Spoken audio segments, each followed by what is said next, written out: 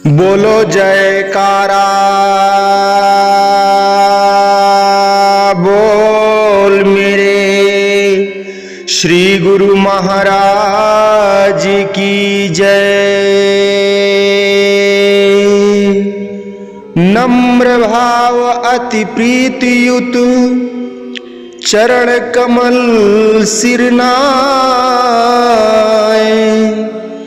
जो सतगुरु आज्ञा करे लीजे शीश चढ़ाए। जो सतगुरु आज्ञा करे लीजे शीश चढ़ाए, लीजे शीश चढ़ाए। बोलो जयकारा बोल मेरे श्री गुरु महाराज की जय। बोलिए साचे दरबार की जय। श्री आनंदपुरवासी भगवान की जय। श्री नगली निवासी भगवान की जय।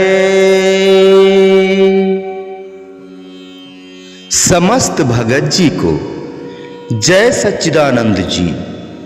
भगत जी इस चैनल को सब्सक्राइब कीजिए, वीडियो को भी लाइक कीजिए और इस वीडियो को ज्यादा से ज्यादा गुरुमुखों के पास शेयर कीजिए, ताकि यह भक्तिमय सत्संग समस्त गुरुमुख जन तक पहुंच सके और सभी गुरुमुख इस सत्संग को सुनकर प्रभु की लीला, प्रभु की महिमा को सुनकर अपने जीवन में लाभ प्राप्त कर सके, प्रभु के चरणों में प्रीत बढ़ा सके, प्रभु से प्यार कर सके।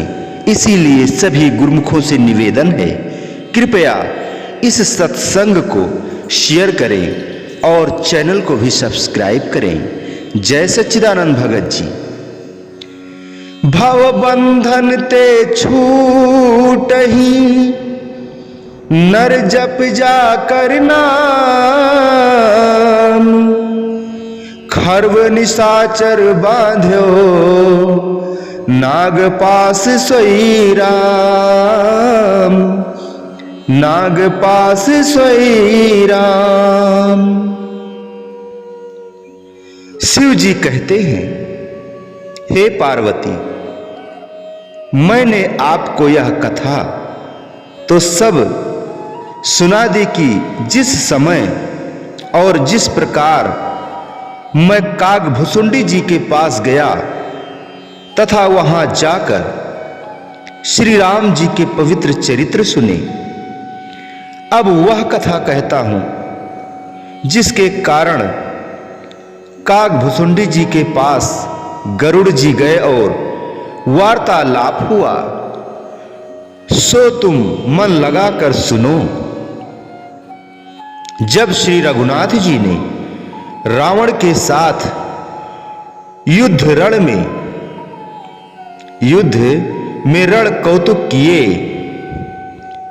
उन चरित्रों तथा मनुष्य लीला को जब मैं विचारता हूं तब मुझे बहुत वीड़ा अर्थात लज्जा आती है कि भगवान ने मेघनाद के द्वारा अपने आप को नाग फांस में बांध लिया, अपने आप को नाग फांस में बंधा लिया।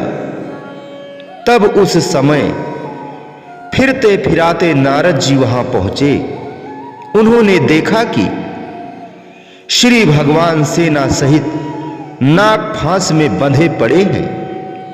नारद जी शीघ्र वहां से चलकर बैकुंठ में गए और वहां से गरुड़ जी को नाग फांस काटने को युद्ध भूमि में भेजा।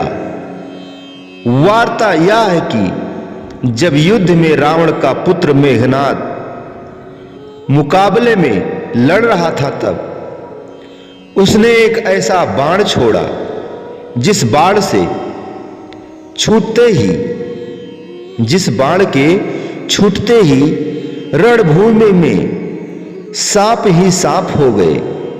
उन सांपों ने सेना सहित श्री राम जी को अपनी लपेट में ले लिया, अर्थात वह सांप इतने अनगिनत थे कि उन्होंने श्री राम जी तथा सब सेनापतियों और एक एक वीर वानर के शरीर को बांध लिया। भगवान के अवतारों की सगुण लीला और चरित्रों में कोई ना कोई भक्ति का भेद छिपा होता है, जिसको स्वयं भगवान ही जानते हैं। कौन जाने इस मौज में उनके भक्तों की श्रद्धा और भक्ति की परीक्षा का भेद छिपा हो। जब नारद जी के भेजने पर गरुड़ जी युद्ध भूमि में पहुंचे तो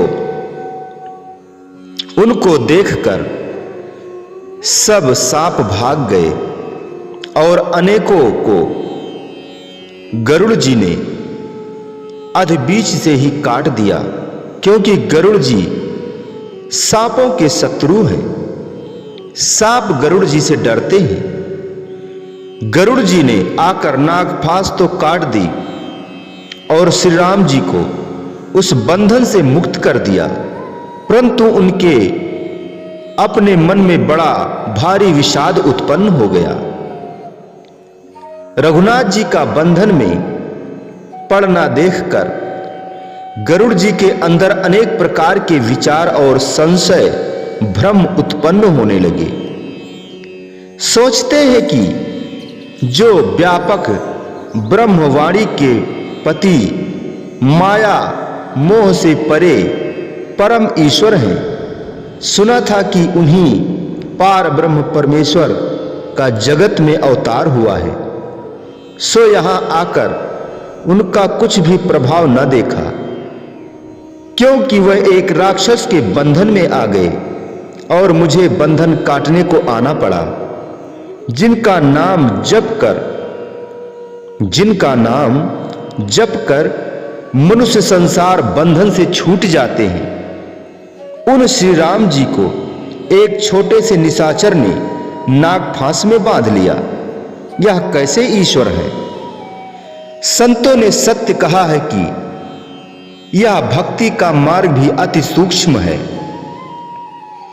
इस पर चलते हुए साधक को अनेक प्रकार की माया से गुजरना पड़ता है, जो जीव के मन बुद्धि से परे है। मोटी माया सब तजे, झीनी तजी न जाए, कब को विद ज्ञानी मुनि, झीनी सबको खाए, भीनी सबको खाए। धन का त्याग कर देना मोटी माया का त्याग है। कुटुंब परिवार को त्याग देना मोटी माया का त्याग है। घर बार छोड़कर वन को चले जाना मोटी माया का त्याग है।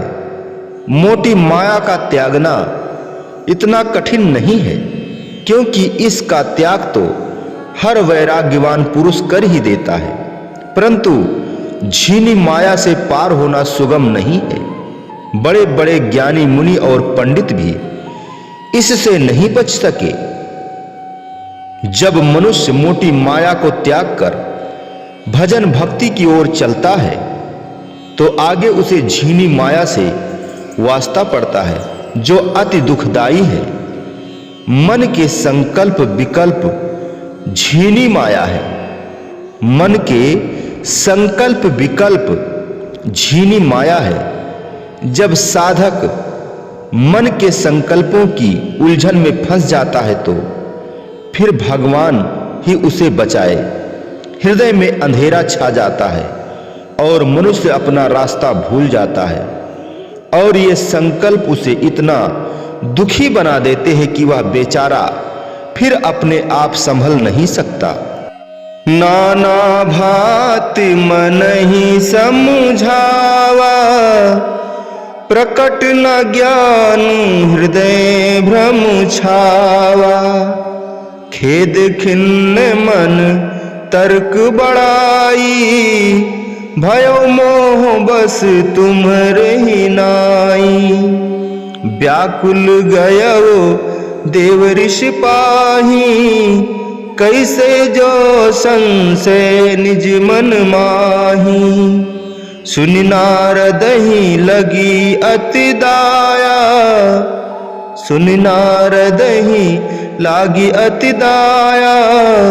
सुन खग प्रबल राम की माया, जो ज्ञानिन कर चित अपहरई। जो ज्ञानिन कर चित अपहरई, बरियाई विमोह बस करई।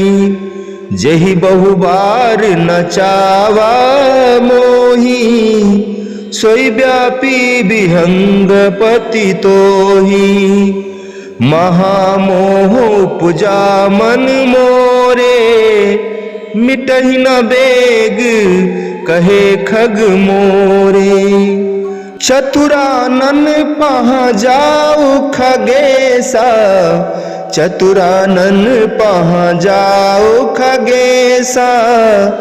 सोई करहु जो होई निदेशा, सोई करहु जो होई निदेशा। अस कहि चले देव ऋषि, करत राम गुणगान। हरि माया बल वर्णत, पुनि पुनि परम सुजान। पुनि पुनि परम सुजान। शिव जी कहते हैं, हे पार्वती, गरुड़ जी भी भगवान को नाग फांस से छुड़ाकर मन के संकल्पों के चक्कर में आ गए। अपने मालिक के प्रति मन में तर्क वितर्क बढ़ाने से अति व्याकुल हो गए। मन को बहुत कुछ समझाया, परंतु अज्ञानता के कारण हृदय में इस कदर भ्रम छा रहा था कि कुछ समझ ही ना सके। हे पार्वती, मन के खेद से दुखी होकर तुम्हारे ही समान वह मोहवश हो गए। इसी व्याकुलता की अवस्था में गरुड़ जी देव ऋषि नारद जी के पास गए और अपने मन का संदेह उनको जा सुनाया। सुनकर नारद जी को बड़ी दया आई। कहने लगे, गरुड़ जी, भगवान की माया अति प्रबल है, जो ज्ञानियों का चित्त भी हर करके बरजोरी उनको अज्ञान के वश कर देती है। हे गरुड़ जी, इसी माया ने जो तुझे व्यापी है, मुझे भी अनेक बार नाच नचाया है। आपके मन में महामोह अज्ञान उपजा है, वह शीघ्र मेरे कहने से नहीं मिटेगा, क्योंकि इष्ट देव से टूटी हुई श्रद्धा का दोबारा जोड़ना सुगम कार्य नहीं होता। श्रद्धा टूट तो शीघ्र जाती है, परंतु इसका जोड़ना कठिन हो जाता है।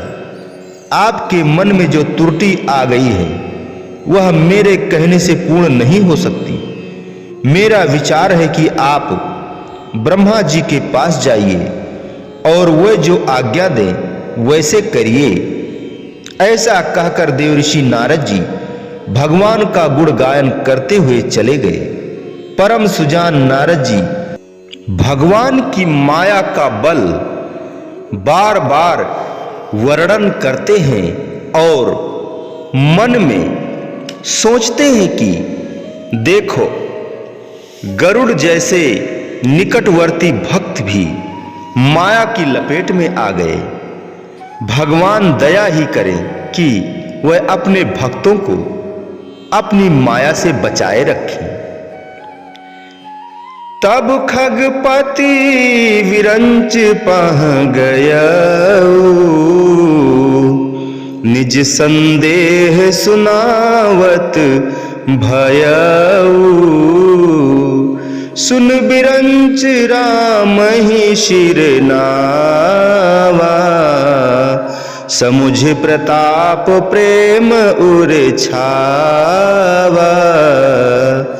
मन मह करत विचार विधाता, मायावश कवि को विद ज्ञाता। हरि माया कर अमित प्रभावा, विपुल बार जो मोहि न चावा। अग जग में जग मम उपराजा, नहीं आश्चर्य मोह खग राजा। पुनि बोले विधि गिरा सुहाई, जान महेश राम प्रभुताई। वन ते शंकर पह जाहू, तात अनत पूछहु जन काहू। तहाँ हुई है तब संशय हानि, चले विहंग सुनत विधि बानी। संतों ने जिज्ञासु को हर घड़ी सचेत रहने की शिक्षा दी है, क्योंकि मन और माया इसके साथ हर घड़ी ताक में रहते हैं और अवसर पाकर भक्ति की हानि कर देते हैं। जो पुरुष जितना ऊंचा चढ़ा होता है, वह वहां से गिरने पर उसको उतनी ही चोट लगती है। संभव है गरुड़ जी को किसी समय मन में यह अभिमान आया हो कि वे बड़ी ऊंची पदवी के मालिक हैं, जिन पर भगवान सवारी करते हैं, और उस अभिमान को मालिक दूर करना चाहते हो। पानी भरे पनिहारियां रंगो रंग घड़े, भरया उसका जानिए जिसका तोड़ चढ़े।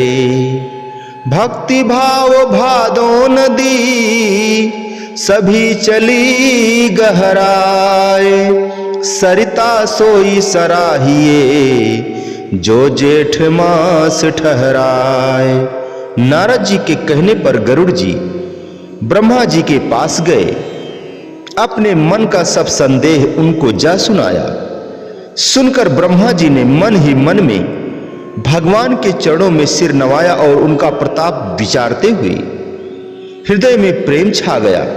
सोचने लगे, संसार में कवि पंडित और ज्ञानी सब माया के वश हैं। श्री नारायण की माया का प्रभाव बड़ा विशाल है। यह माया इतनी प्रबल है कि जिसने अनेक बार मुझे भी नाच नचाया है। जानता हुआ भी फिर भूल जाता हूं, फिर सोचते हैं कि यह स्थावर जंगम संपूर्ण जगत मेरा ही उपजाया हुआ है। मैं सारे जगत की रचना करने वाला हूं। मैं प्रायः ऐसा देखता हूं कि अपनी ही रची हुई रचना में आप फंस जाता हूं। यदि गरुड़ जी मोहे गए तो क्या आश्चर्य है। यह माया बहुत ही प्रबल है। फिर ब्रह्मा जी गरुड़ जी से सुंदर वाणी में बोले, हे गरुड़ जी, शिव जी महाराज आदि देव हैं। वे भली भांति श्री भगवान राम जी की महिमा को जानते हैं। मेरी सम्मति यह है कि तुम उनके पास जाओ और दूसरे किसी से मत पूछो। उन्हीं से तुम्हारे सब संदेह दूर होंगे। जो वे आज्ञा दें उसके अनुसार चलो, फिर कहीं आने जाने की आवश्यकता नहीं रहेगी। मरता क्या ना करता, गर्ज बुरी होती है। गरुड़ जी भगवान के भक्त थे। उन्हें अपनी भक्ति जाती हुई नजर आ रही थी। वह इस वक्त सब कुछ करने को तैयार थे। ब्रह्मा जी की आज्ञा पाकर वहां से चल पड़े। परमातुर विहंगपति तब आयो मम पास, जात रहो कुबेर गृह उमा रहो कैलाश। शिव जी कहते हैं, हे पार्वती, तब गरुड़ जी बड़े दुखी होकर मेरे पास आए। तुम तो उस समय कैलाश पर थी और मैं कुबेर के घर जा रहा था। उस मार्ग में मुझे गरुड़ जी मिले। ते मम पद सादर सिर नावा, पुण्य आपन संदेह सुनावा। सुनता कर विनीत मृदुबानी, प्रेम सहित मैं कहूं भवानी। मिलव गरुड़ मार्ग महमोही, कवन भांति समझाऊं तोही। जब कछु काल करिए सतसंगा, तब ही होए सब संशय भंगा। सुनिए तहाँ हरि कथा सुहाई, नाना भांत मुनिन जो गाई। जहि महा आदि मध्य अवसाना, प्रभु प्रतिपाद राम भगवाना। नित्य हरि कथा होए जहाँ भाई, पठवो तो ही सुनऊ तहाँ जाई।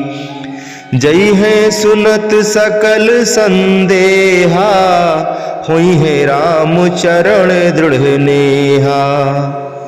बिन सत्संग न हरि कथा, तेहि बिन मोह न भाग। मोह गए बिनु राम पद, होए न दृढ़ अनुराग।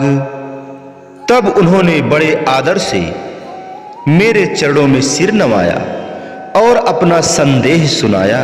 हे पार्वती, गरुड़ जी की प्रेम सहित कोमल वाणी को सुनकर मैंने प्रेम पूर्वक उनसे कहा, हे गरुड़ जी, मैं इस समय कुबेर के घर जा रहा हूं। तुम मुझे मार्ग में मिले हो। आपके मन में जो संदेह उत्पन्न हुआ है, वह मार्ग चलते चलते मैं कैसे समझाऊं? इसको दूर करने के लिए कुछ काल बराबर सत्संग करने की आवश्यकता है। तब कहीं जाकर आपके मन की अवस्था ठिकाने आ सकती है। इसलिए मैं आपको ऐसे स्थान पर भेजता हूं जहां पर हर घड़ी सत्संग होता है। भगवान की कथा जो अनेक प्रकार से मुनियों ने गाई है, वहां जाकर सुनिए कैसी वह कथा है कि जिसमें आदि मध्य और अंत में श्री भगवान के चरित्र और लीलाओं का विस्तार है। इस कारण है भाई, उस कथा और प्रसंग सत्संग के सुनने से तुम्हारा सब संदेह मिट जाएगा और श्री भगवान के चरणों में प्रीति होगी। क्योंकि सदशास्त्रों का कथन है और अपना अनुभव भी यही है कि बिना सत्संग के हरि कथा सुनने को नहीं मिलती। बिना सत्संग के हरि कथा सुनने को नहीं मिलती और उस कथा के बिना मोह अज्ञान का नाश नहीं होता। और जब तक हृदय में मोह का अंधकार छाया रहता है, तब तक मालिक के चरणों में प्रीति उत्पन्न नहीं होती। संतों का कथन है कि संसार का मोह अंधेरा है और भक्ति रोशनी है। मोह दुखदाई है और भक्ति सुखदाई है, सुखरूप है। लोग सुख तो चाहते हैं परंतु चलते हुए अंधेरे में है। यदि अंधेरे में कोई कार्य किया जाए तो वह कभी सिद्ध नहीं हो सकता।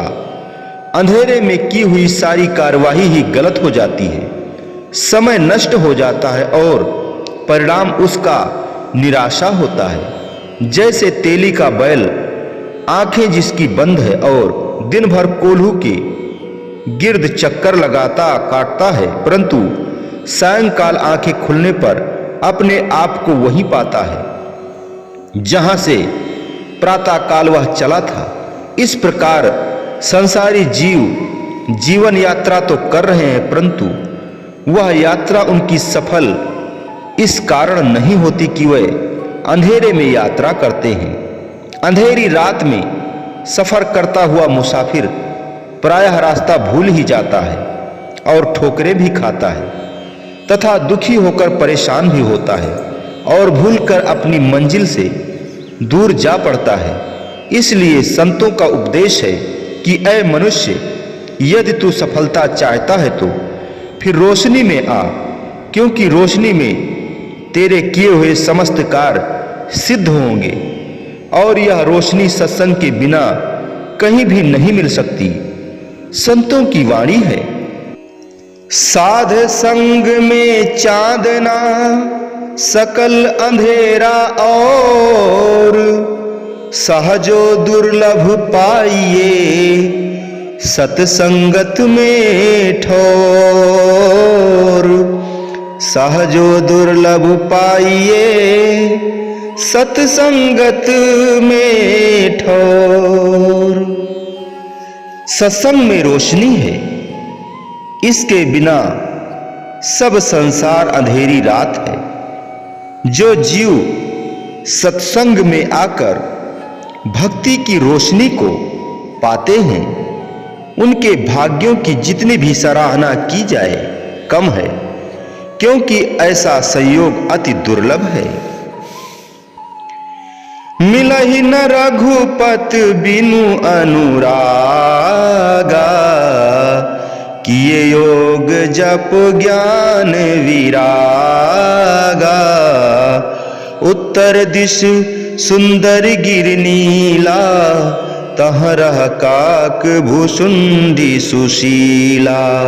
राम भक्त पथ परम प्रवीणा, ज्ञानी गुण गृह बहुकालीना। राम कथा सो कहे निरंतर, सादर सुनहि विविध विहंगवर। जाय सुनो तहाँ हरि गुण भूरी, हुई है मोह जनित दुख दूरी। मैं जब सब तही कहा बुझाई, चलो हरस मम पद शिर नाई। ताते उमा न मैं समुझावा, रघुपति कृपा मर्म में पावा। कछुत ही ते पुनि मैं नहीं राखा, खग समुझई खग ही की भाषा। प्रभु माया बलवंत भवानी, जाहि न मोह कवन अस ज्ञानी।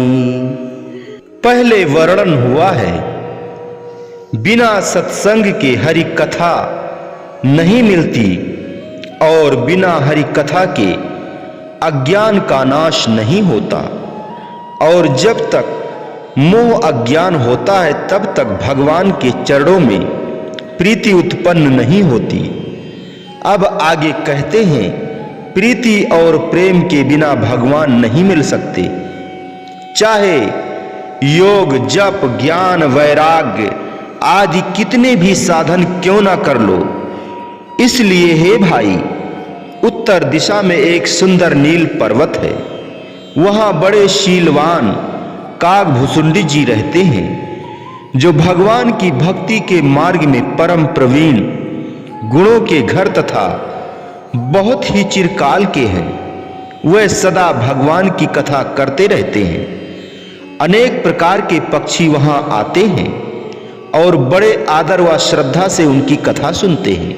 इसलिए आप भी उनके सत्संग में जाकर भगवान के अनेक प्रकार के गुणों तथा कथाओं को सुनो। मेरा विचार है, जब आप काकभुसुंडी जी के सत्संग में जाकर भगवान की कथाओं और लीलाओं को श्रवण करोगे तो मोह भ्रम से उत्पन्न हुआ तुम्हारा सब दुख दूर हो जाएगा।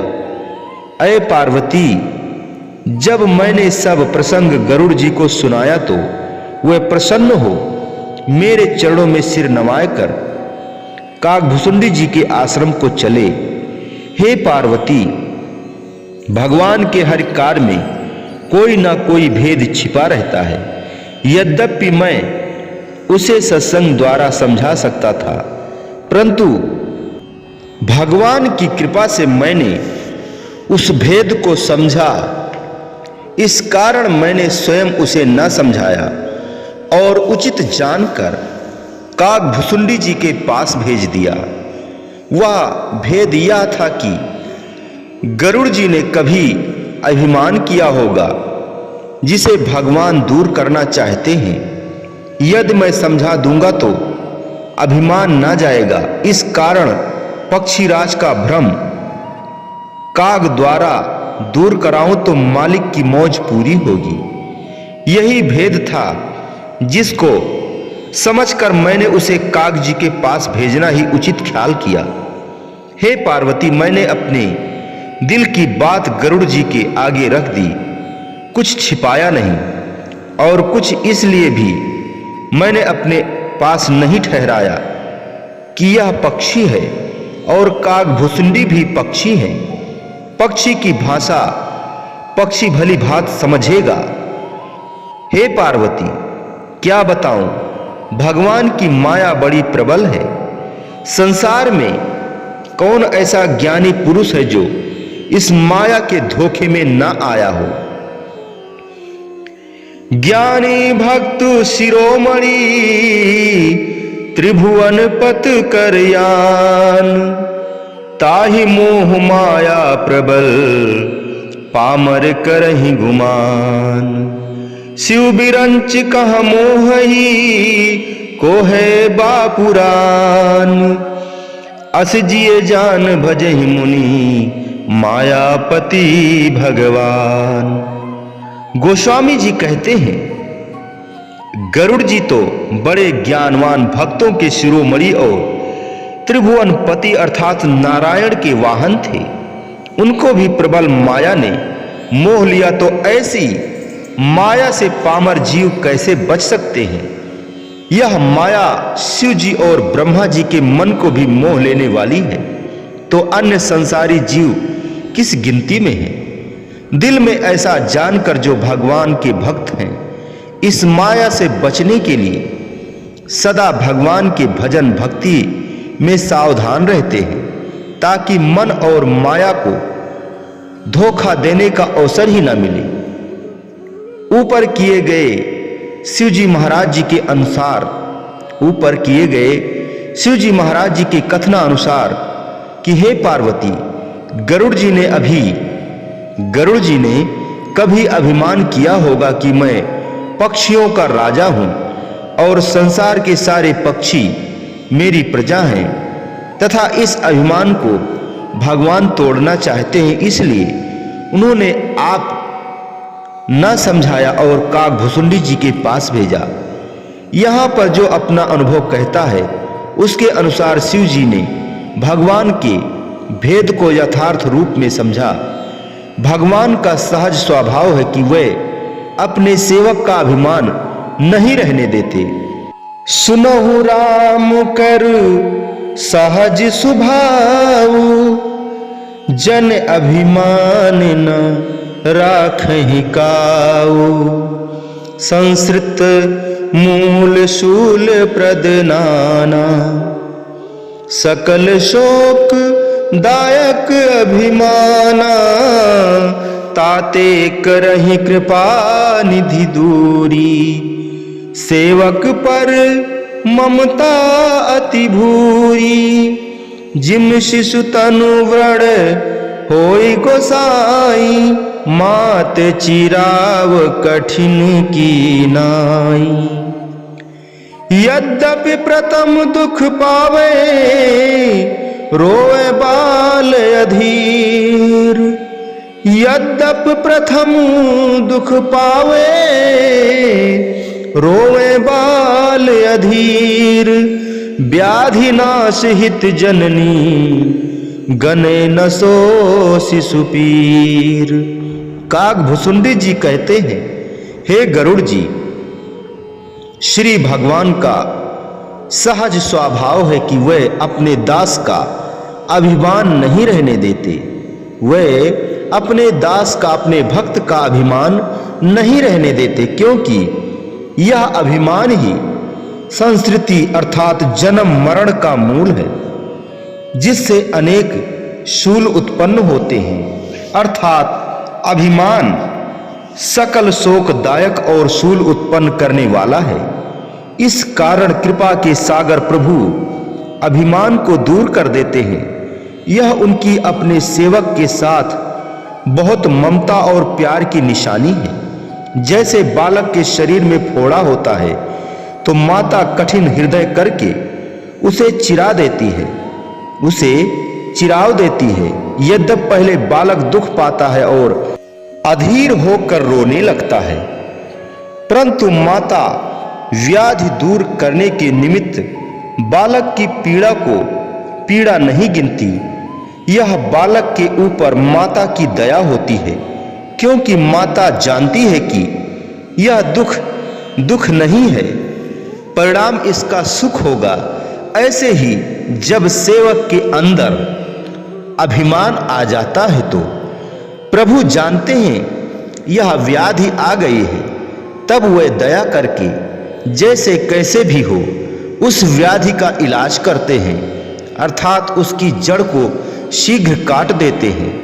क्योंकि अगर शुरू में ही इसका इलाज न हो जाए तो आगे चलकर यह अभिमान खतरनाक रूप धारण कर लेता है और सेवक की भक्ति की हानि कर देता है। एक और वचन है कि जब सेवक के मन में अभिमान आ जाता है तो वह सेवा के फल को खा जाता है, वह सेवा के फल को खा जाता है। फिर बेचारा सेवक सेवा करता हुआ भी सेवा भक्ति के फल से वंचित रह जाता है। मालिक चूंकि शरणागत पाल हैं, वह शरण में आए की रक्षा करते हैं और किसी ना किसी युक्ति से उसके मन के सूक्ष्म अहंकार को बाहर निकाल ही देते हैं, ताकि सेवक की भक्ति की हानि न हो जाए। यह उनकी विशेष दया का स्वरूप होता है। गरुड़ जी पक्षियों के राजा हैं और कागभुसुंडी जी का जन्म पक्षियों की एक छोटी जात में है, परंतु भक्ति के विषय में ऊंच और नीच जाति को कुछ नहीं समझा जाता।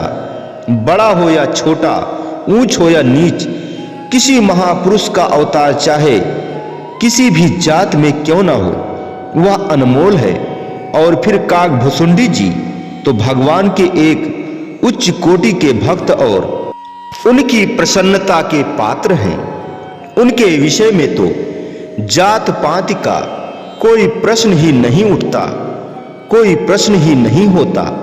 केवल गरुड़ जी का अभिमान दूर करने के लिए उसे कागभुसुंडी के पास भेजने की रचना रचाई गई। एक बात तो यह हुई, दूसरी बात यह कि इस प्रसंग में गरुड़ जी के अभिमान का एक कारण और भी दिखाई देता है। वह यह कि गरुड़ जी भगवान के निकटवर्ती हैं और भगवान के वाहन हैं, तो कभी कभी ऐसा भी हो जाता है कि सेवक को मालिक के निकटवर्ती होने और उच्च अधिकारी बन जाने का भी अभिमान आ जाता है। यह अभिमान अति सूक्ष्म होता है, सेवक उसे समझ नहीं सकता, मगर मालिक तो जानते हैं। इसलिए सेवक की भक्ति की रक्षा के लिए जो कुछ भी उन्हें करना पड़ता है करते हैं, जिससे उसकी भक्ति की रक्षा होती हो। हनुमान और लक्ष्मण आदि ने युद्ध में रावण और कुंभकर्ण जैसे महान बली योद्धाओं पर विजय प्राप्त की, तो लोकुश दो नादान बालकों द्वारा उनकी की हुई कमाई और सेवा भक्ति की रक्षा कराई। जबकि उन दो बालकों ने अश्वमेध यज्ञ के अवसर पर हनुमान लक्ष्मण श्री राम जी की सारी सेना के शूर वीरों को मूर्छित करके धरती पर गिरा दिया। महाभारत के युद्ध में कर्ण, द्रोणाचार्य और भीष्म पितामह जैसे शूरवीरों पर अर्जुन को विजय प्राप्त हुई। फिर वही अर्जुन था और वही उसका गांडीव धनुष, लेकिन वन के भीलों से हार खा गया। जबकि भीलों ने लकड़ी के तीर कमानों से उसके साथ युद्ध करके उसे मूर्छित कर दिया। यह तो कुछ भी होता है भगवान की अपनी मौज से होता है, और वह सेवक की भक्ति को सुरक्षित रखने के लिए उसके अभिमान का नाश करवाते हैं। ऐसा संत सत्पुरुष अवतारों के पवित्र इतिहास बतलाते हैं। इस प्रसंग में एक और बात भी विचारने योग्य मिलती है कि कहा जाता है कि भगवान और भगवान के भक्त दोनों एक रूप होते हैं, उनमें कुछ भी भिन्न भेद नहीं है। फिर कहा गया है कि भक्तों का हृदय भगवान के प्रेम और भेद का संदूकचा है, और भगवान अपनी बहुमूल्य वस्तुएं यानी भक्ति के गूढ़ रहस्य ऐसे हृदयों में ही रखते हैं। यदि कोई भगवान की आवाज को सुनना चाहे तो वह भक्तों के अंदर के संकल्पों को देखे। उन संकल्पों से जो आवाज निकलती है वह भगवान की आवाज होती है। भगवान सत्य स्वरूप हैं और उनके भक्तों के हृदय भी शुद्ध हैं। ऐसे शुद्ध हृदयों से जो संकल्प उठते हैं वह संकल्प भी सत्य होते हैं। सत्य का सत्य के साथ मेल होता है, और ऐसे शुद्ध हृदयों के अंदर ही सदा भगवान विराजते हैं। फिर ऐसी अवस्था में भगवान और भक्त के अंतर्गत कोई भेदभाव नहीं रह जाता। भगवान अंतर्यामी है तो उनके भक्त भी अंतर्यामी ही समझने चाहिए। भगवान यदि भक्तों के मन की जानते हैं तो भक्त भी भगवान की मौज को समझ जाते हैं और उसी मौज के अनुसार बरतते हैं। शिव जी भगवान के परम भक्त हैं, ऐसा रामायण का इतिहास बतलाता है। उन्होंने भगवान की मौज को समझा और उस मौज के अनुसार गरुड़ जी को कागभुसुंडी के पास भेज दिया। गयो गरुड़ जहां बसत भुसुंडी, मत अंकुठ हरि भक्त अखंडी।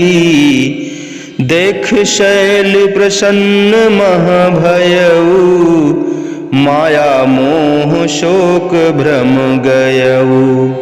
करि तड़ाग मज्जन जल पाना, बट तर गयव हृदय हर्षाना। वृद्ध वृद्ध विहंग तहाँ आए, सुने राम के चरित सुहाए। कथारंभ करे सो चाहा, ताहि समय गयो खगनाहा। आवत देखी सकल खग राजा, हर्षो वायस सहित समाजा। अति आदर खगपति कर कीन्हा, स्वागत पूछ सुआसन दीन्हा। करि पूजा समेत अनुरागा, मधुर बचन बोलो तब कागा। नाथ कृतारथ भयो मैं, तव दर्शन खगराज। आयस होय सो करो अब, प्रभु आयसु कहीं काज।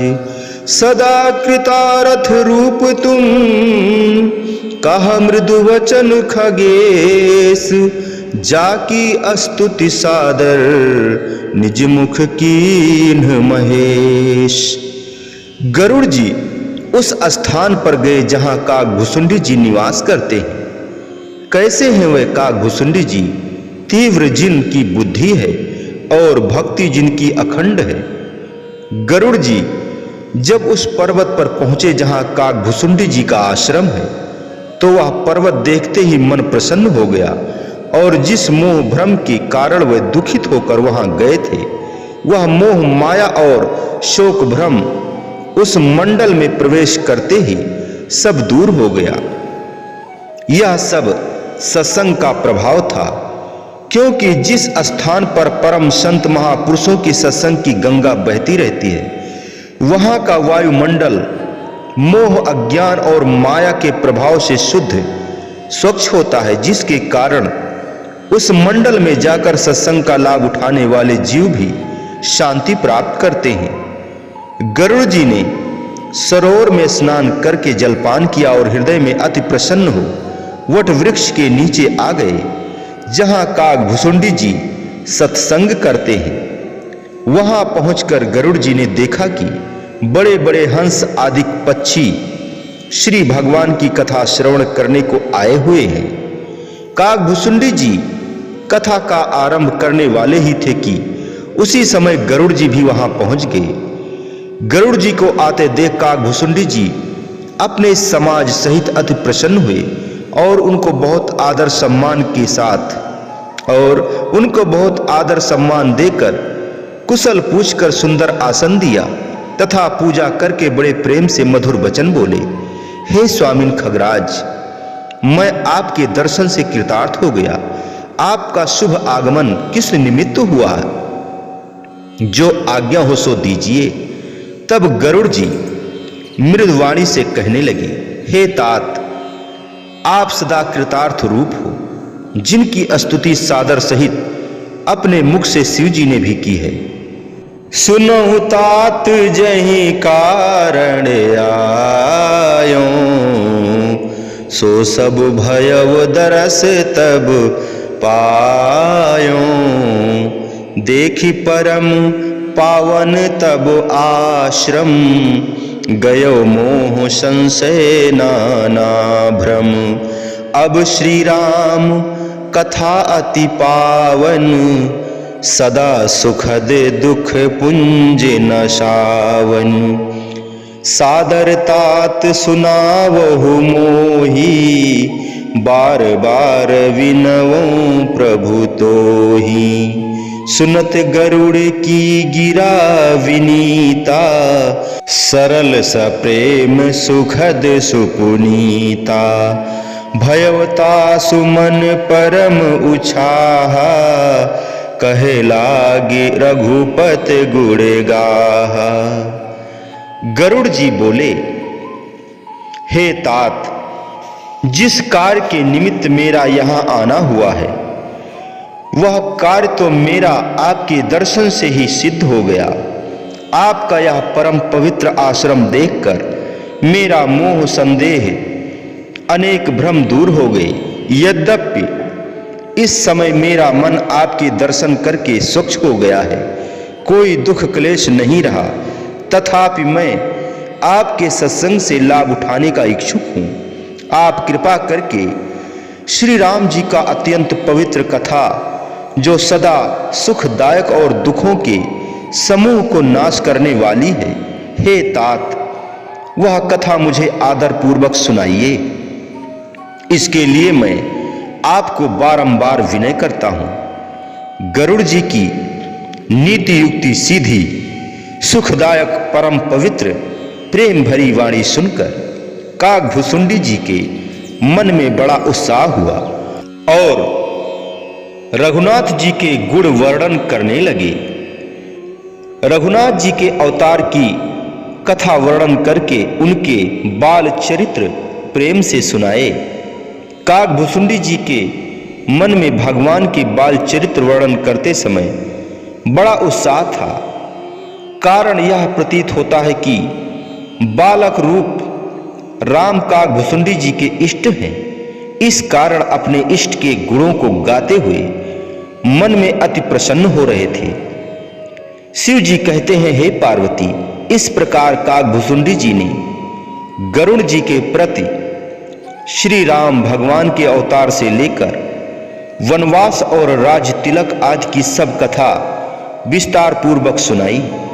हे पार्वती, यह वही कथा है जो मैंने तुमसे वर्णन की थी।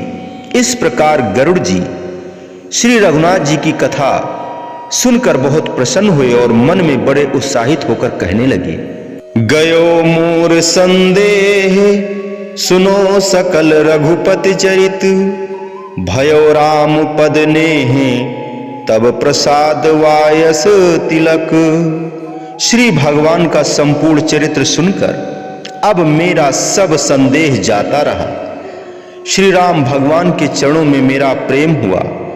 परंतु हे काक, कुल तिलक, यह सब आपकी कृपा है जिससे मैं संशयहीन हुआ। मोह भयो अति मोह प्रभु बंधन रण महानिरख, चिदानंद संदोह राम विकल कारण कवन। हे काकभुसुंडी जी, श्री रघुनाथ जी को रण में नाग फांस में बंधे देखकर मुझे बड़ा भ्रम हुआ था कि जो सदा आनंद के पात्र हैं वे भगवान व्याकुल हुए। इसका क्या कारण है? देख चरित अति नर अनुहारी, भयव हृदय मम संशय भारी। सो भ्रम अब मैं हित कर जाना, कीन्हे अनुग्रह कृपा निधाना। जो अति आतप आकुल होई, तरु छाया सुख जाने सोई। जो नहीं होत मोह अति मोही, मिलत्यो तात कवन विधि तोही।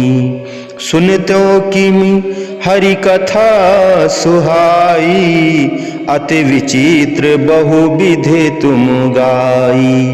निगमागम पुराण मत एहा, कहीं सिद्ध मुनि नहीं संदेहा। संत विशुद्ध मिलहि पुनिते ही, चितवहि राम कृपा कर जेहि। राम कृपा तब दर्शन भयऊ, तब प्रताप मम संशय गयऊ।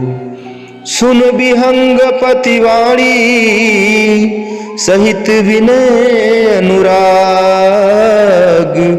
पुलक गात लोचन सजल, मन हर्षो अतिकाग। इस प्रकार साक्षात मनुष्यों के समान चरित्र देखकर मेरे हृदय में बड़ा संदेह हुआ।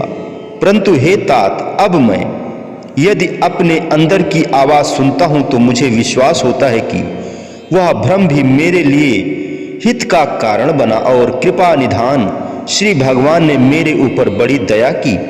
हे दयालु, जो मनुष्य बहुत गर्म धूप से व्याकुल हो जाता है वही वृक्ष की छाया का सुख मानता है और जानता है। हे तात, अगर मुझे मोह या अज्ञान ना होता तो मैं आपके किस प्रकार दर्शन करता और यह परम पवित्र सत्संग कैसे सुनता।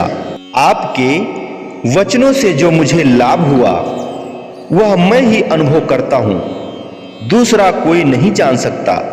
हे कृपा निधान, यदि मुझे मोह भ्रम ना होता तो यह शोभायमान भगवान की कथा सुनने को कैसे मिलती, जो अति विचित्र आपने बहुत भांति से गाई है। हे शांति के सरोवर, वेद शास्त्र पुराणों का यही सिद्धांत है तथा ऐसा सिद्ध मुनि भी कहते हैं और इसमें कुछ भी संदेह नहीं कि शुद्ध चित्त संत महापुरुष उसको मिलते हैं जिस पर श्री भगवान की कृपा दृष्टि होती है। मुझे जो आपके दर्शन हुए तो मैं सत्य कहता हूं कि मेरे ऊपर मालिक की बड़ी कृपा हुई है और आपकी दया से मेरा सब संदेह मिट गया। इस प्रकार गरुड़ जी की विनय और अनुराग युक्त वाणी सुनकर काकभुसुंडी जी के नेत्रों में जल भर आया, शरीर में पुलकावली छा गई और मन में बहुत प्रसन्न हुए। सत्य है, ऐसे महापुरुषों का मिलाप और वचन विलास ही यथार्थ में सत्संग है। जब सौभाग्य से ऐसे संत सत्पुरुषों के दर्शन और वचन मिल जाए तो अपने ऊपर मालिक की अत्यंत दया समझनी चाहिए। श्रोता पुरुष है, श्रोता पुरुष वह है जो ऐसा संयोग मिलने पर अपने मन की समस्त वृत्तियों को एकत्र करके सत्पुरुषों के वचनों के साथ अति प्रीत सहित जोड़ देता है, तब उसको पूरा लाभ होता है। जैसे गरुड़ जी को हुआ। महापुरुषों के वचन के साथ मन की वृत्तियां श्रद्धा सहित जुड़ जाएं, इसी पवित्र जोड़ का नाम यथार्थ सत्संग है। श्रोता सुमत सुशील सुचि, कथा रसिक हरिदास। पाय उमा अति गोपमत, सज्जन करहि प्रकाश। हे पार्वती, अच्छी मति वाले शांत चित्त पवित्र आत्मा सत्संग के रसिक और भगवान के दास श्रोता जिस अवसर में संतों के सम्मुख आ जाते हैं तो संत सज्जन उनके आगे परमार्थ के गुप्त से गुप्त भेदों को भी प्रकाशित कर देते हैं। ऊपर के दोहे में शिव जी ने श्रोता के गुण वर्णन किए हैं और कहा है कि ऐसे श्रोता ही संतों के वचनों से लाभ उठाते हैं और परमार्थिक धन के अधिकारी बनते हैं। ये गुण क्या है? वास्तव में ये सुंदर आभूषण हैं जिनको पहनकर श्रोता की आत्मा सुंदर बनती है।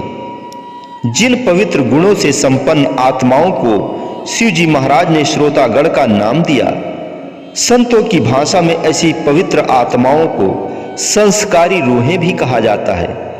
ऐसी संस्कारी रूहों का अनेक जन्मों से संतों के साथ संबंध चला आ रहा होता है और वास्तव में संत सत्पुरुष जब संसार में आते हैं तो ऐसी संस्कारी रूहों की उनको तलाश रहती है।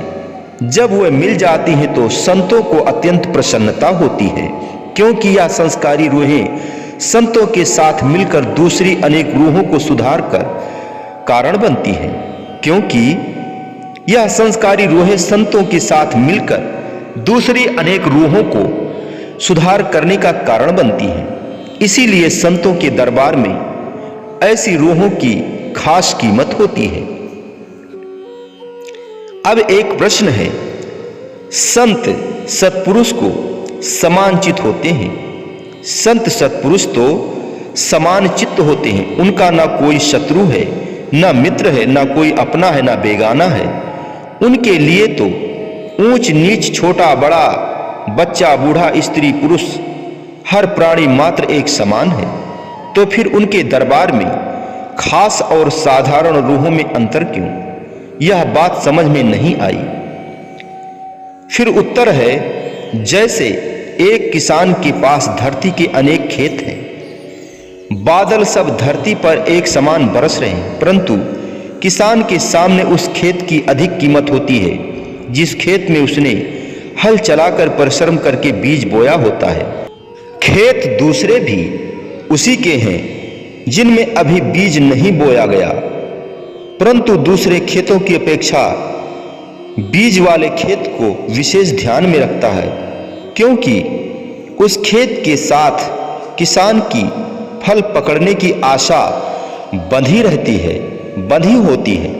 ऐसे ही संस्कारी रूहों के साथ चूंकि संतों की परमार्थ की वृद्धि की आशा बंधी रहती है, इसलिए उनकी और संतों का विशेष ध्यान रहता है। अब दूसरा प्रश्न है, एक और बात भी पूछने योग्य है। संतों के दरबार में अनेक जीव आते हैं और संत सब पर बादल के समान एक बराबर सत्संग की वर्षा करते हैं और सबकी भक्ति बनाने के लिए परिश्रम भी एक बराबर करते हैं। परंतु देखने में आता है कि उन जीवों में से कुछ तो भक्ति के मार्ग पर चलते हुए आगे निकल जाते हैं और कुछ बीच में ही रह जाते हैं। तो क्या ऐसे जीवों पर किया हुआ संतों का परिश्रम व्यर्थ चला जाता है? उत्तर है, संतों का किया हुआ परिश्रम कभी व्यर्थ नहीं हो सकता। सुनिए, वह इस प्रकार है। संतों के दरबार में एक ही समय पर दो व्यक्ति आए। दोनों के नाम का उपदेश भी एक ही अवसर पर लिया। दोनों ने नाम का उपदेश भी एक ही अवसर पर लिया और संतों की ओर से मेहनत भी दोनों पर एक बराबर हुई। दोनों में से एक ने तो संतों के वचनानुसार आचरण करता हुआ भक्ति में लगा रहा और दूसरे ने मन तथा माया के चक्कर में आकर सत्संग छोड़ दिया। यह बात सत्य है और ऐसा होना संभव है, क्योंकि जहां भक्ति के भंडार खुले होते हैं वहां साथ साथ माया भी अपना काम कर रही होती है और मन भी माया का ही बना हुआ है। वह भी माया के साथ मिलकर बहुधा जिज्ञासु को धोखा दे देता है। इसलिए ऐसा हो जाना कोई आश्चर्य की बात नहीं। संतों के दरबार में प्रायः ऐसा होता ही रहता है। आपका प्रश्न है कि जो कुछ काल भक्ति करके संतों का साथ छोड़ जाता है, उस पर की हुई संतों की मेहनत का क्या हुआ? उस पर की हुई संतों की मेहनत व्यर्थ नहीं जाती। वह इस प्रकार की जैसे एक अध्यापक सब विद्यार्थियों को समान रूप से वर्ष भर पढ़ाता है। उनमें से एक तो पूरी तरह मन लगा के पढ़ता है और उत्तम अंक लेकर सफल हो जाता है। दूसरा विद्यार्थी जो मन लगाकर अध्ययन नहीं करता, वह अपने प्रमाद और गफलत के कारण सफल नहीं हो पाता। किंतु अब यह नहीं कहा जा सकता कि उस पर की गई अध्यापक की मेहनत व्यर्थ चली गई, क्योंकि जो असफल हुआ वह तो अपनी गफलत के कारण हुआ। अध्यापक की मेहनत ने तो बराबर अपना काम किया है और आगे भी करता रहता है, फिर भी उससे लाभ उठाया जा सकता है।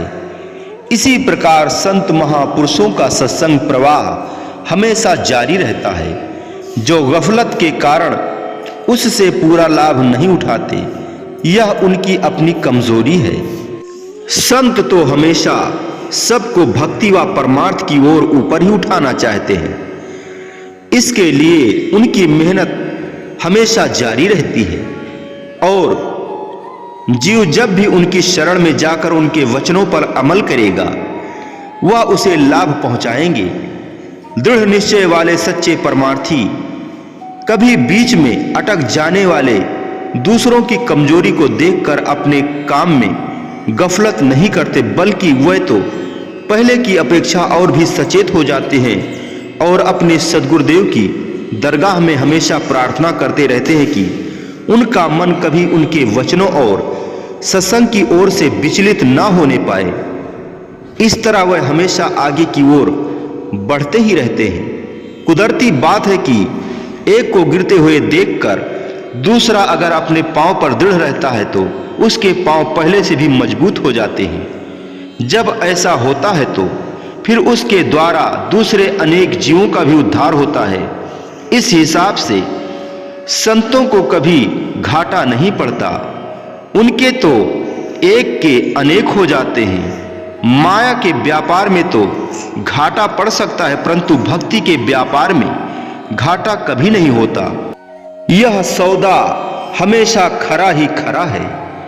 अब प्रश्न है, 70 लाख दियो परवाना, 700 हंसा लोक पठाना। कबीर साहब जी कहते हैं कि हमने 70 लाख रूहों को रूहानी संदेश दिया, उनमें से 700 अपने धुर धाम में पहुंच गए। इस हिसाब से 10,000 में से एक निकलता है। जब ऐसी बात है तो प्रश्न होता है कि जो नहीं पहुंच पाए उनका क्या हुआ? इस प्रश्न का उत्तर लगभग ऊपर दे दिया गया है जब संस्कारी रूहों का वर्णन हुआ है, लेकिन यहां पर आपके विश्वास के लिए और भी स्पष्ट कर दिया जाता है। आप ध्यान देकर सुनिए। जो रूहें धुर स्थान तक नहीं पहुंच पाई और शरीर उनका छूट गया, वास्तव में यही वे रूही संस्कारें बन जाती हैं जिनका वर्णन ऊपर हुआ है। और ये संस्कारी रूहें दूसरे जन्म में अनुकूल समान पाकर पिछली अधूरी कमाई को पूरा करने लगती हैं। अनुकूल समान से भाव यह कि मनुष्य जन्म तो उनको मिलेगा ही, इसमें कुछ संदेह वाली बात नहीं। फिर सत्संग का मिल जाना, संत सद्गुरु का संयोग और उनसे सतनाम की प्राप्ति, यह अनुकूल समान है। जब यह मिल जाता है तो वह रूहें फिर उन्नति के मार्ग पर चलना आरंभ कर देती हैं। कुछ करनी, कुछ कर्मगत, कुछ पूर्वले भाग वाली बात बन जाती है और इस रीत से वह अपना काम बना लेती हैं। सत्पुरुषों ने कहा है कि एक जन्म में सिद्धि नहीं, अनेक जन्मों में सिद्धि है, क्योंकि संत सद्गुरु भी समय समय पर अपना रूप बदलकर संसार में आते रहते हैं और ये रूहें भी उनके साथ बार बार आकर मिल जाया करती हैं। यह नियम है जो सदा से उनकी भांति चला आ रहा है। जैसा कि हम संसार में देखते हैं कि शाही तख्त कभी राजा के बिना नहीं रहता, कोई ना कोई बादशाह उस पर हर घड़ी बैठकर संसार का प्रबंध चलाता रहता है। इसी भांति रूहानी दुनिया के अंदर भी रूहानी तख्त अपने बादशाह से खाली नहीं रहता, सदा ही इस तख्त के ऊपर रूपों को बदल बदल कर महापुरुष राज करते ही रहते हैं।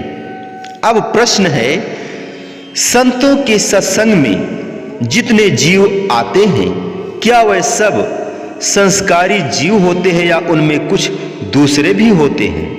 उत्तर है, संतों के दरबार में 3 प्रकार के जीव आते हैं, उत्तम, मध्यम और निकृष्ट, अर्थात धर्मो धर्मी, कर्मो कर्मी और शर्मो शर्मी।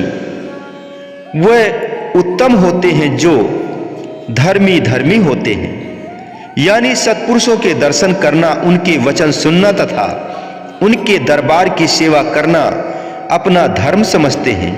वे किसी दूसरे की ओर ध्यान नहीं देते कि कौन सेवा कर रहा है और कौन नहीं कर रहा है, कौन अपने धर्म पर चल रहा है और कौन नहीं चल रहा है। वे किसी की तरफ नहीं देखते, चुपचाप अपना काम किए जाते हैं। वह सेवा करते हुए न किसी दूसरे पर एहसान चढ़ाते हैं, न थकते हैं। गुरु दरबार के काम को अपने घर का काम समझते हैं। ऐसे जीवों को उत्तम संस्कारी जीव कहना चाहिए, क्योंकि ऐसे जीव पिछले कई जन्मों की कमाई के उत्तम संस्कार लेकर संतों के पास आते हैं। सो ऐसे जीवों के द्वारा परमार्थ की बहुत ही वृद्धि होती है। वह आप तरते हैं और दूसरों को तारने वाले बनते हैं। दूसरे माध्यम से वह होते हैं जो कर्मो कर्मी आते हैं। दूसरों की सेवा करते देखा तो वह भी सेवा करने में पड़े। दूसरे के अंदर पिछले जन्म की भक्ति के संस्कारों का कुछ बीज होता है और वर्तमान परमार्थिक कर्मों की सहायता से वह बीज फैलने लगता है और सत्संग की बरकत से परमार्थिक कर्मों में लगकर अपने आप को दृढ़ बना लेते हैं और फिर दूसरे जन्मों में भी संस्कारी जीव कहलाने के अधिकारी हो जाते हैं। तीसरे निकृष्ट जीव जो दूसरों की देखा देखी लोक लाज के कारण शर्मो शर्मी सत्संग में आते हैं, वास्तव में उनके अंदर पिछले जन्मों की भक्ति के कुछ भी संस्कार नहीं होते, परंतु फिर भी शर्मो शर्मी आते रहने से इनके अंदर भी भक्ति के संस्कार बनने शुरू हो जाते हैं, क्योंकि सत्संग का बड़ा प्रभाव होता है। अगर पिछले जन्म की कमाई नहीं तो अब होनी शुरू हो जाती है। इस प्रकार वे भी एक दिन अपना काम बना लेते हैं। कबीर साहब की वाणी है, द्वार धनी के पड़ा रहे, द्वार धनी के पड़ रहे, धक्का धनी का खाए, कबहू तो धनी निवाजी, जो दर छाड़ न जाए। कभी ऐसा देखने में आता है कि कुछ जीव संतों के दरबार में कुछ समय तक भक्ति करके बाद में टूट जाते हैं। इसका क्या कारण है? इसका कारण यह है कि आप जानते हैं कि पेड़ पर जितना फल शुरू में लगता है वह सारा पकता नहीं, कुछ तो फूलों के रूप में ही झड़ जाता है और कुछ फल बनकर कच्चा ही गिर जाता है, और जो पकता है उसमें से भी कुछ दागी होकर बेकार हो जाता है। बहुत थोड़ा होता है जो अंत में पूरा पककर दूसरों के काम आता है। आप जानते हैं कुम्हार मिट्टी के बर्तन घड़कर भट्ठी में डाल देता है। कुम्हार की यह भावना कभी नहीं होती कि उसका कोई बर्तन टूट जाए। उसकी यही इच्छा होती है कि उसके उसके गढ़े हुए सब बर्तन पक कर निकले और दूसरों के काम आए, परंतु ऐसा होता नहीं। कुछ बर्तन भट्ठी का ताव न सहाकर टूट जाते हैं, ऐसे ही संतों के दरबार में जितने जीव आते हैं, ये सब के सब पार नहीं होते, कुछ बीच में ही रह जाते हैं। सो ऐसा होना कुदरती है, इसमें कुछ आश्चर्य की बात नहीं है। मिटा दे अपनी हस्ती को अगर कुछ मर्तबा चाहे, कि दाना खाक में मिलकर गुले गुलजार होता है। वह बीज फल देता है जो पहले मिट्टी में मिलकर अपने आप को मिटा देता है, और जो ऊपर रह जाता है वह व्यर्थ चला जाता है। गुरुवाणी का एक शब्द है, रते सेई जी मुखना मोढ़िन जन्ही सिजाता साई, झड़ झड़ पौंदे कचे बिरही जिन्हा कारिना आई। धड़ी बिहूड़ा पाट पटंबर भाही सेते जाले, धूड़ी विच कुलंदड़ी सोहा नानक ते सहनाले। अब प्रश्न है, संत शब्द अत्यंत मीठा, सुंदर, शांतमय और कोमल शब्द है, और फिर यथा नाम तथा गुण की भांति। संतों का स्वभाव मीठा, संत शांत स्वरूप और शांति के दाता, परोपकारी, दूसरों के दुख को देखकर दुखी और दूसरों के सुख को देखकर सुखी, और जो स्वाभाविक ही दयाल स्वरूप तथा सबकी भलाई चाहने वाले होते हैं। तो संसार में कुछ लोग उन पर कटाक्ष करके उनकी निंदा करते हैं। ऐसा क्यों होता है? इसका उत्तर है, ऐसा होना कुदरती है, क्योंकि संसार में हर एक वस्तु का जोड़ा है। हर जगह तस्वीर के दो पहलू साथ साथ चलते हैं, जैसे सुख दुख, हानि लाभ, जीवन मरण, यश अपयश, ऊंच नीच, भला बुरा, खोटा खरा, सर्दी गर्मी, धूप छाया, स्त्री पुरुष आदि हर विषय में तस्वीर के दो पहलू बराबर चलते दिखाई देते हैं। यदि एक है तो उसके साथ दूसरा भी अवश्य है, और अगर एक नहीं तो दूसरा भी नहीं। इसी प्रकार आपके कथनानुसार यदि संतों की निंदा है तो साथ स्तुति भी है। संतों की अगर निंदा करने वाले हैं तो उनके श्रद्धालु महिमा गाने वाले भी हैं। अगर महिमा है तो साथ निंदा भी जरूर होगी, और अगर श्रद्धालु है तो नुक्ताचीन भी होंगे। यह बनी बनाई बात है। एक बात तो यह हुई, दूसरी बात यह है कि कुदरत की तरफ से संतों की निंदा भी भक्तों के लिए परीक्षा का अवसर होता है। अगर ऐसा न हो तो भक्त कच्चे के कच्चे रह जाएं, उनमें कभी दृढ़ता न आए।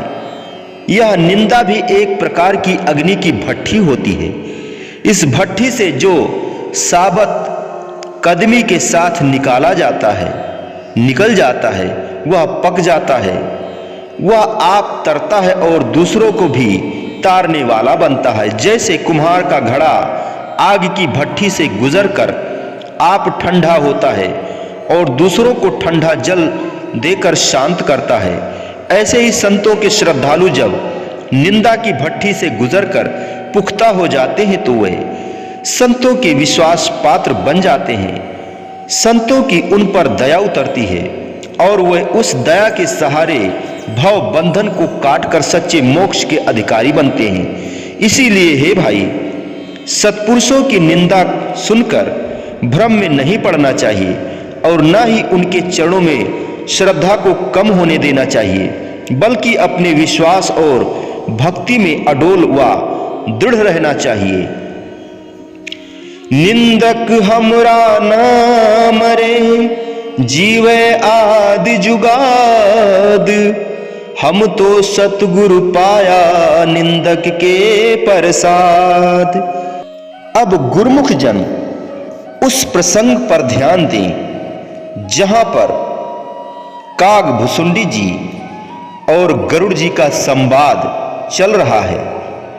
काग भुसुंडी उच्च कोटि के भक्त हैं जो वक्ता के रूप में गरुड़ जी को उपदेश दे रहे हैं, और गरुड़ जी भी अत्यंत बुद्धिमान, श्रद्धालु तथा परम उत्तम अधिकारी श्रोता हैं जो सत्संग के वचनों को अति श्रद्धा और प्रीति के साथ घूंट भर भर कर पान कर रहे हैं। शिव जी कह रहे हैं कि हे पार्वती, ऐसे श्रोता और वक्ता का संयोग महान दुर्लभ है, लेकिन सौभाग्य से जब वह मिल जाता है तो संत सत्पुरुष ऐसे अवसर पर गुप्त से गुप्त भक्ति के भेदों को प्रकाशित कर देते हैं। जब गरुड़ जी ने बड़े नम्र भाव से यह विनय की कि हे दयालु, मुझे भगवान को रणभूमि में नागफांस में बंधा हुआ देखकर भ्रम हो गया था, सो आपकी संगत से मुझे ऐसा भासता है कि वह भ्रम भी मेरे हित के लिए हुआ।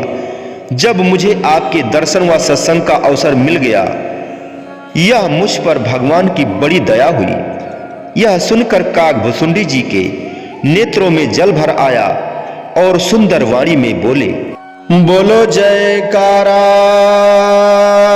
बोल मेरे श्री गुरु महाराज की जय, बोलिए सांचे दरबार की जय, श्री आनंदपुरवासी भगवान की जय, श्री नगली निवासी भगवान की जय, श्री रामचंद्र भगवान की जय, मात जानकी करुणा निधान की जय, समस्त संत हरि भक्तन की जय।